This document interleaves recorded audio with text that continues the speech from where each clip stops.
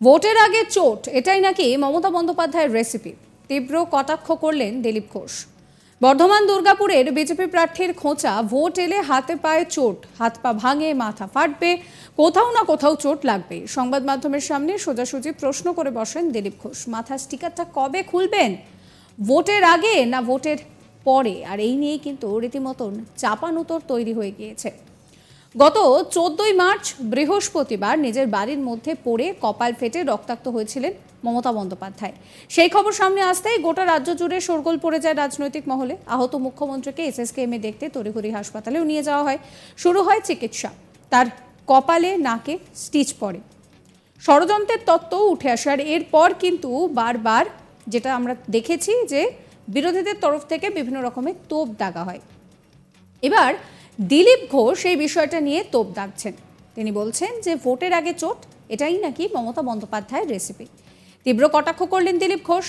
বর্ধমান দুর্গাপুরের বিজেপি প্রার্থীর খোঁচা, যে ভোট এলেই হাত পা ভাঙবে, মাথা ফাটবে, কোথাও না কোথাও চোট লাগবেই। সংবাদ মাধ্যমের সামনে সোজাসুজি প্রশ্ন দিলীপ ঘোষের, যে মাথার স্টিকারটা কবে খুলবেন, ভোটের আগে না ভোটের পরে?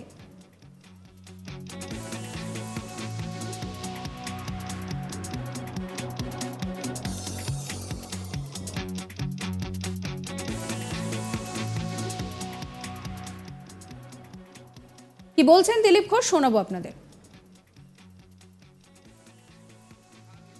উনি প্রচারে এতদিন নামেননি কেন সেটা তো জিজ্ঞেস করুন। আর মাথার ওই স্টিকারটা কবে খুলবেন, ভোটের শেষ হওয়ার আগে না ভোটের পরে খুলবেন, এটাও বলে দিন। ওটা কি মানে ভোটের পলিসি? হয়তো ভোটের আগে চোট, এটা তো ভোটের রেসিপি। হাত পা ভাঙবে, মাথা ভাঙবে, কোথাও না কোথাও চোট লাগবেই। আর ওই ইমোশনাল ভোট আর হবে না। উনি প্রচারে এতদিন নামেননি কেন সেটা তো জিজ্ঞেস করুন। আর মাথার ওই স্টিকারটা কবে খুলবেন, ভোটের শেষ হওয়ার আগে না ভোটের পরে খুলবেন, এটাও বলে দিন। ওটা কি মানে ভোটের পলিসি? হয়তো ভোটের আগে চোট, এটা তো ভোটের রেসিপি। হাত পা ভাঙবে, মাথা ভাঙবে, কোথাও না কোথাও চোট লাগবেই। আর ওই ইমোশনাল ভোট আর হবে না। এর আগেও দিলীপ ঘোষ মমতা বন্দ্যোপাধ্যায়কে নিয়ে কটাক্ষ করেছিলেন। তিনি বলেছিলেন যে গোয়ায় গিয়ে বলেন গোয়ার মেয়ে, এখানে গিয়ে বলেন ওখানের মেয়ে। তিনি বলেছিলেন যে আগে বাবা ঠিক করুন, এত জায়গার মেয়ে হওয়া যায় না। আর সেই কটাক্ষ সামনে আসার পর তৃণমূলের তরফ থেকে কমিশনের দ্বারস্থ হওয়া হয় এবং তারপর কিন্তু তাকে শোকজের নোটিশও দেওয়া হয়েছে। এবং তারপর ফের একবার দিলীপ ঘোষ তিনি বিতর্কিত মন্তব্য করে বসলেন। এবার তিনি মমতা বন্দ্যোপাধ্যায়ের চোটকেই নিশানা করে বললেন যে এটাই নাকি ভোটে জেতার রেসিপি।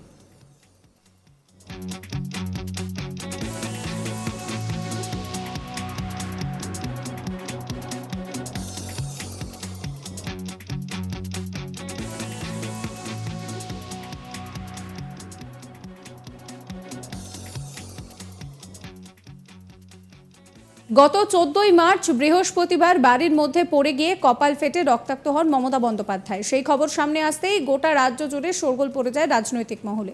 আহত মুখ্যমন্ত্রীকে তড়িঘড়ি এসএসকেএম হাসপাতালে নিয়ে যাওয়া হয়। শুরু হয় চিকিৎসা। তার কপালে নাকে 4টি স্টিচ পড়ে। ষড়যন্ত্রের তত্ত্ব উঠে আসে। বাড়ির ভেতরেই নাকি কেউ তাকে পেছন থেকে ঠেলে ফেলে দিয়েছে, সেটাও শোনা গিয়েছিল। লোকসভা নির্বাচনের ঠিক আগেই মুখ্যমন্ত্রীর এইভাবে জখম হওয়া নিয়ে নিন্দামন্দ করতে শুরু করে বিরোধী শিবির। তাদের অভিযোগ ছিল মুখ্যমন্ত্রী বারবার জখম হওয়ার নাটক করে ভোট বৈতরণী পার করার চেষ্টা করছেন। কারণ গত বিধানসভা নির্বাচনেও তার পা ভেঙে গিয়েছিল। সেবারেও বিরোধীরা অভিযোগ করেছিলেন যে মুখ্যমন্ত্রী ভাঙা পায়ের অভিনয় করছেন। এবার মুখ্যমন্ত্রীর মাথা ফেটে যাওয়াকে নিয়ে কটাক্ষ করতে ছাড়লেন না দিলীপ ঘোষেরা।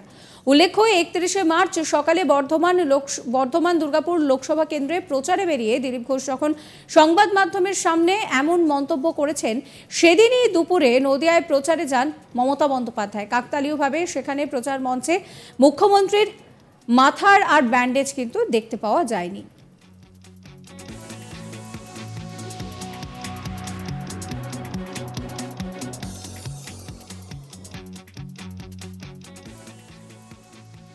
ভোট জেতার রেসিপি বলে দিলীপ ঘোষ কি বলছেন, শোনাবো।